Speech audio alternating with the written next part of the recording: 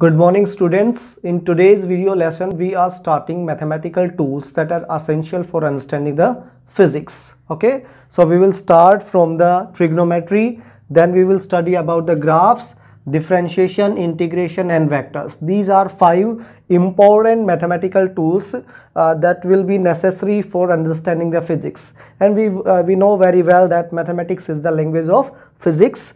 So knowledge of elementary mathematics is essential for understanding physics. So in this term we are taking our first topic, that is trigonometry, and we will start from the angles. Let's get started. Okay student, first we are starting from the angle. The definition of angle is vary from reader to reader. So first of all we will define that the angle is a measure of change in direction. We simply think about the angle is change in direction. Let me say हम physics के अंदर most of time east west north south एक map को ऐसे define करते हैं. Clear है? जब ये कहाँ यूज़ आपको ज़रूरत पड़ेगी इस मैप की, जब आप वेक्टर्स के बारे में स्टडी करोगे तो वेक्टर्स आपको बताएंगे कि वेक्टर्स वो क्वांटिटीज़ होती हैं जिनमें मैग्नीट्यूड के साथ साथ डायरेक्शन को भी स्पेसिफाई करना होता है, और उस डायरेक्शन के स्पेसिफिकेशन के लिए आपको east west north south direction को स्पेसिफाई करना पड़ेगा 2 डायमेंशन के अंदर, तब आप ऐसे बनाओगे. ठीक है, तो जब भी आप एंगल के बारे में डिस्कस करते हो तो लेट मी से एक पर्सन था, वो इनिशियली ओरिजिन ओ पे खड़ा हुआ था. First that person goes, let me say 100 metre distance in east direction.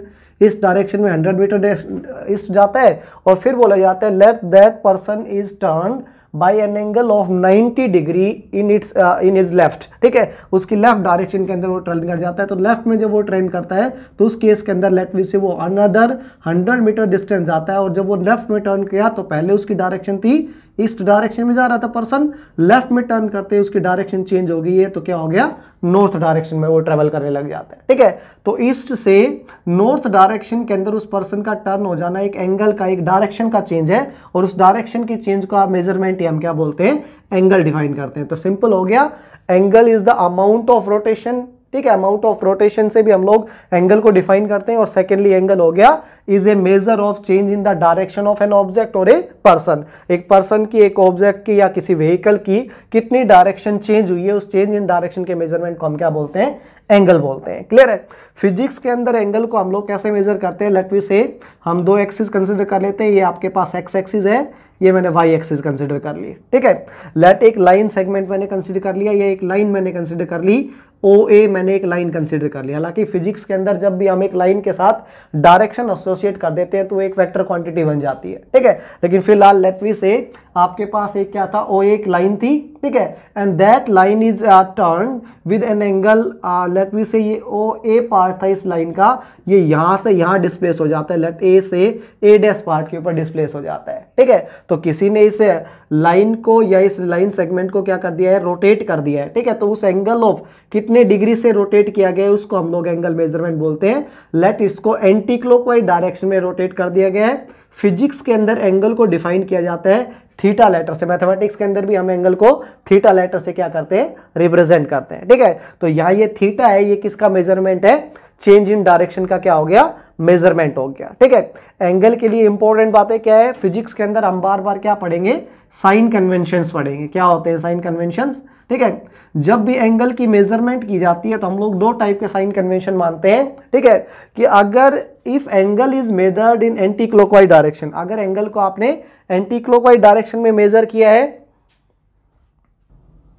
Okay student, तो क्या है angle sine convention, if any angle is measured from positive X axis in anti clockwise direction. ठीक है, कभी भी आप एंटी क्लॉकवाइज और counter clockwise समझते हो. ठीक है, एक तो आपके लिए रोटेशन होती है, क्लॉकवाइज होती है. क्लॉकवाइज का मतलब होता है विद द क्लॉक, जैसे क्लॉक चलती है वैसे क्लॉकवाइज रोटेशन होती है. ठीक है, और अगर हमें against the rotation of clock चलना हो तो उसको हम बोलते हैं एंटी क्लॉकवाइज बोला जाता है उसको, या उसको काउंटर क्लॉकवाइज बोलते हैं, काउंटर क्लॉकवाइज भी बोला जाता है. ठीक है, तो काउंटर क्लॉकवाइज और anti clockwise against the direction of clock होती है. ठीक है, क्लॉक की डायरेक्शन के अगेंस्ट होती है.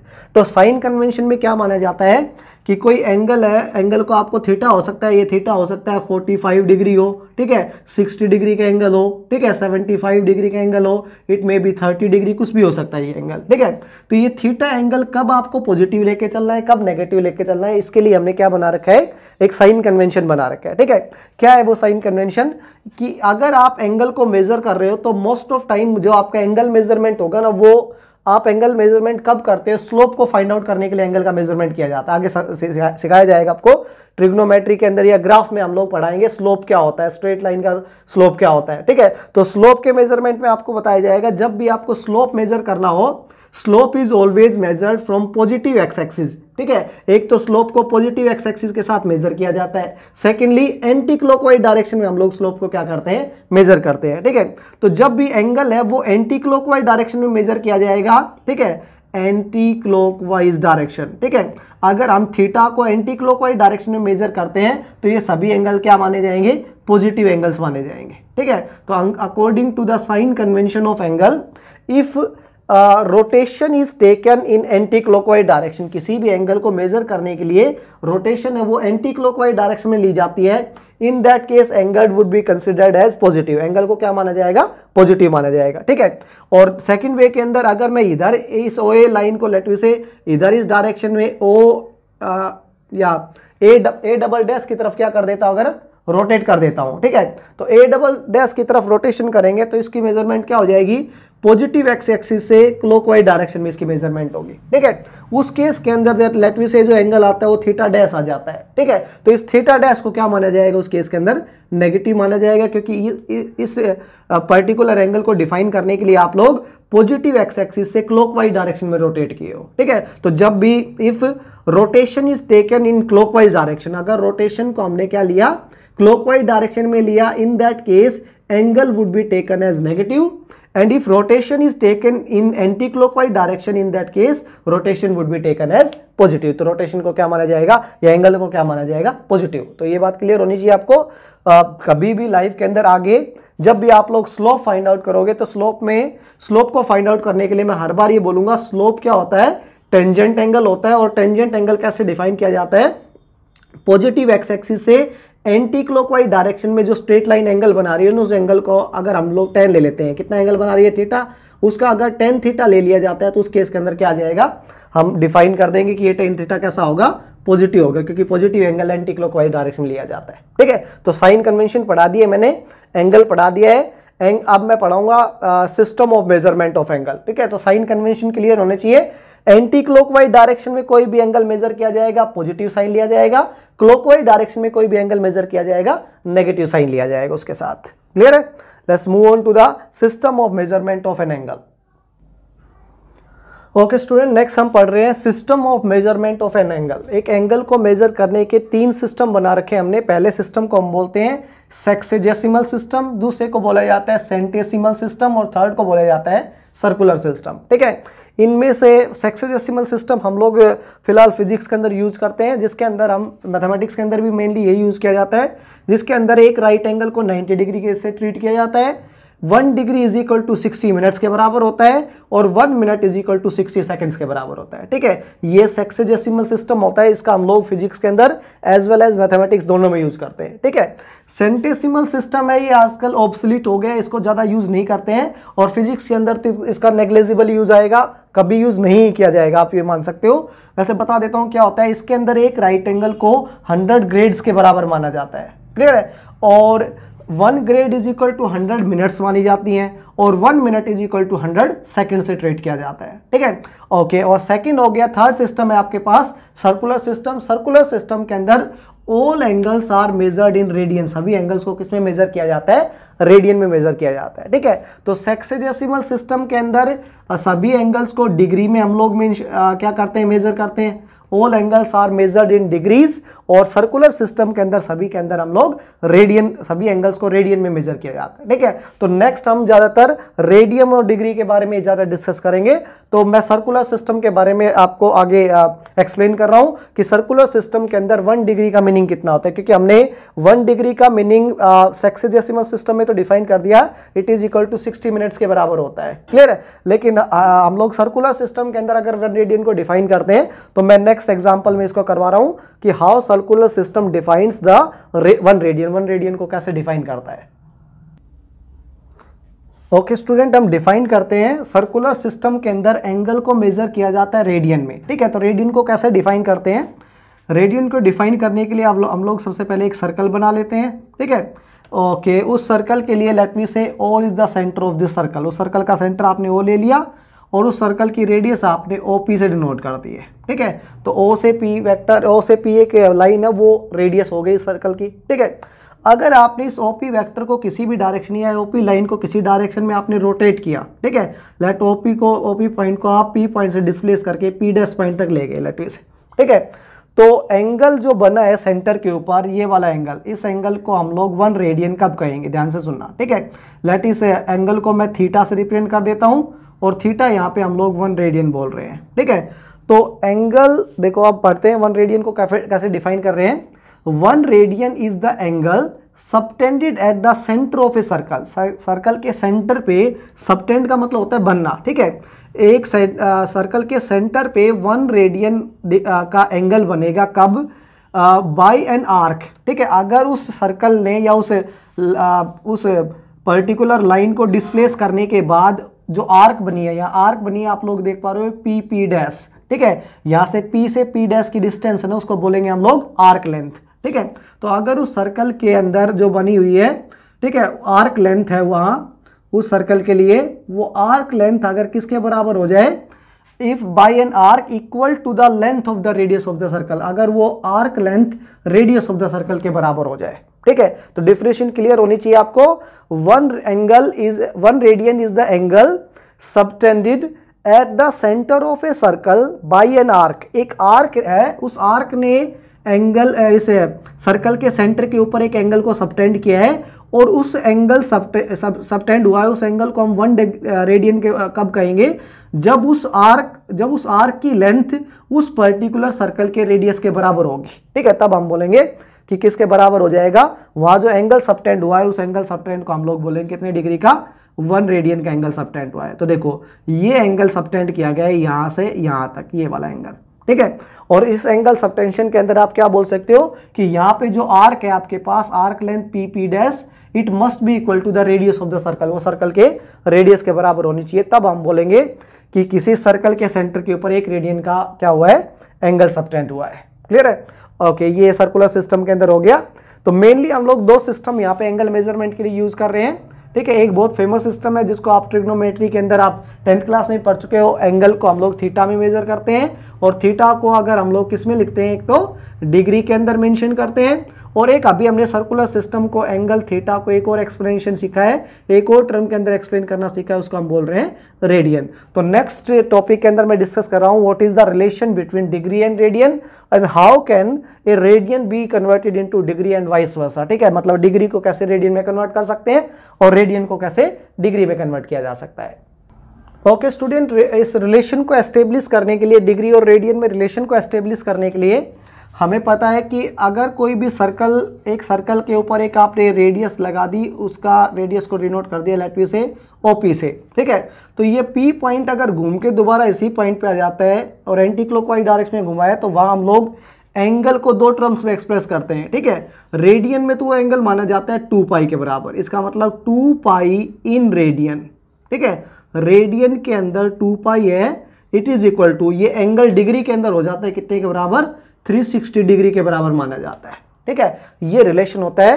तो 2 pi in radian is equal to 316 degrees. ठीक है, तो अगर आप पाई इन रेडियन बोलोगे तो कितना हो जाएगा, pi in radian is equal to 360 degree divided by 2, that is 180 degree के बराबर हो जाएगा। ठीक है, तो आपके पास आ गया pi in radian is equal to 180 degree, 180 degree के बराबर।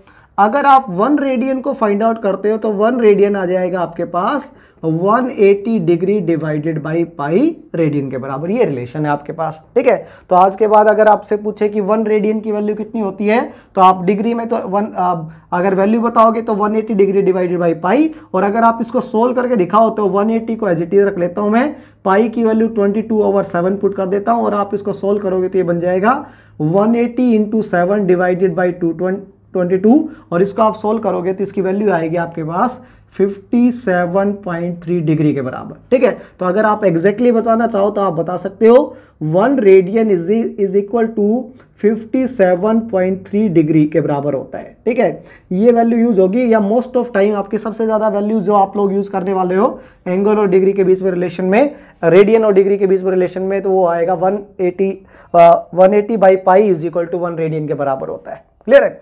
अब आपको बताया जाएगा कैसे आप एंगल को कन्वर्ट करते हो डिग्री के अंदर, और डिग्री को कन्वर्ट किया जाता है रेडियन के अंदर। देखो ओके स्टूडेंट, नेक्स्ट है आपके पास एंगल कन्वर्जन फॉर्मूला, और उसके अंदर हम फर्स्ट कंसीडर कर रहे हैं how can the degree be converted into radian. Degree को कैसे रेडियन में कन्वर्ट कर सकते हैं। ठीक है, तो बड़ा सिंपल सी बात है, मान लेते हैं मैंने कोई डिग्री लिख दी है, मैंने एक एंगल लिख दिया, उस एंगल को मैंने डिग्री में एक्सप्रेस कर दिया। लेट मी से थीटा था आपके पास 45 डिग्री के बराबर। ठीक है, अगर इस 45 डिग्री को आप डिग्री से रेडियन में कन्वर्ट करना चाहते हो तो बड़ा सिंपल सा है, जब भी किसी एंगल को डिग्री से रेडियन में कन्वर्ट किया जाता है we multiply that angle by pi और divide by that angle by 180 degree. इसका मतलब आप सिंपली ये भी बोल सकते हो कि जब भी किसी एंगल जो डिग्री में एक्सप्रेस्ड है उसको रेडियन में कन्वर्ट करना होता है, उसको पाई बाई 180 से मल्टीप्लाई कर दिया जाता है। ठीक है, उससे क्या होता है, पाई बाई 180 से मल्टीप्लाई करने के बाद इसको आप सोल्व कर लेते हो। ठीक है, तो सोल्व करने के बाद देखो कैसे बनता है ये, आप इसको सोल्व करोगे तो इसको 3 से कैंसिल कर देता हूं,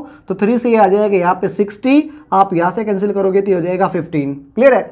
तो 15 1 जा 15, 15 4 जा 60 हो जाएगा, तो ये रेडियन में एक्सप्रेस हो जाएगा पाई बाई 4 रेडियन के बराबर। इसका मतलब 45 डिग्री एंगल को जब रेडियन में कन्वर्ट करते हैं तो ये बन जाता है पाई बाई 4 के बराबर। क्लियर है? अनदर देखते हैं, तो लेट मी से आपके पास एक और एंगल गिवन था 30 डिग्री के बराबर।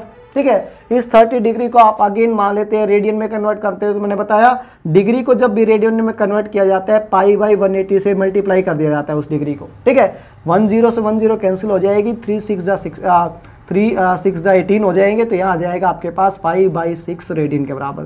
ठीक है, तो इससे 30 डिग्री को हम लोग ने एक्सप्रेस कर दिया पाई/6 रेडियन के बराबर। क्लियर है? तो ऐसे आप जितनी भी, लेट वी से एक और एग्जांपल लेते हैं, तो वहाँ ले लेते हैं, लेट वी से थीटा 120 डिग्री था, अगेन इस डिग्री को आप रेडियन में कन्वर्ट करोगे तो पाई से मल्टीप्लाई 180 से डिवाइड करोगे, 1 0 से 1 0 कैंसिल हो जाएगी, 3 4 जा 12 हो जाएगा, 3 6 जा 18 हो जाएगा, 2 2 जा 4, 2 3 जा 6 हो जाएगा, तो ये एक्सप्रेस हो जाएगा यहाँ पे 2π/3 radian is equal to 120 degree के बराबर आता है। ठीक है, तो इस तरीके से हम रेडियन डिग्री को रेडियन में एक्सप्रेस कर सकते हैं। ठीक है, अब हम रिवर्स पढ़ेंगे कि how can radian be converted into degree. Okay student, next हम एक्सप्रेस कर रहे हैं conversion of radian into degrees. अब की बार आपके पास जो एंगल होगा वो रेडियन में मिलेगा और you will convert that angle into degree. ठीक है, तो कैसे कन्वर्ट किया जाएगा, लेट वी से हम यहाँ पे लिख देते हैं, let an angle theta is given in π/6 radian. ठीक है, एक एंगल था π/6 रेडियन के अंदर एक्सप्रेस कर रखा है, and we want to convert this angle in radian to degrees. ठीक है, रेडियन से हम लोग डिग्री के लिए कन्वर्ट करना चाहते हैं, तो हमने क्या बताया, जो भी एंगल आपने रेडियन में एक्सप्रेस कर रखा है उसको मल्टीप्लाई कर देंगे हम लोग कितने से, 180 से, और डिवाइड कर देंगे पाई से। ठीक है, तो मीनिंग ये हो गया कि जब भी रेडियन को डिग्री में कन्वर्ट किया जाता है multiply the given term by 180 by pi, multiply कर देते हैं उस टर्म को 180 बाई पाई से डिवाइड कर देते हैं। ठीक है, तो जब भी रेडियन को डिग्री में कन्वर्ट करना होता है पाई हटाना होता है, और पाई कैसे हटेगा, जब आप डिवाइड करोगे। ठीक है, तो यहाँ पाई से पाई कैंसिल हो जाएगा, 6 3 18 हो जाएंगे, तो यहाँ पे आ जाएगा आपके पास 30 डिग्री के बराबर एक्सप्रेस हो जाएगा। क्लियर है? और कोई एंगल लेते हैं, लेट मी से आपके पास एंगल गिवन था, और कोई एंगल ले लेते हैं, π/3 गिवन था, लेट मी से। ठीक है, if a angle is given in π/3 radian and you want to convert this π/3 radian angle into degree, simply multiply this number और this radian with 180 degree and divide it by pi and pi get cancel and this would be equal to 60 degree. ठीक है, this is the simple way of converting the radian into degrees.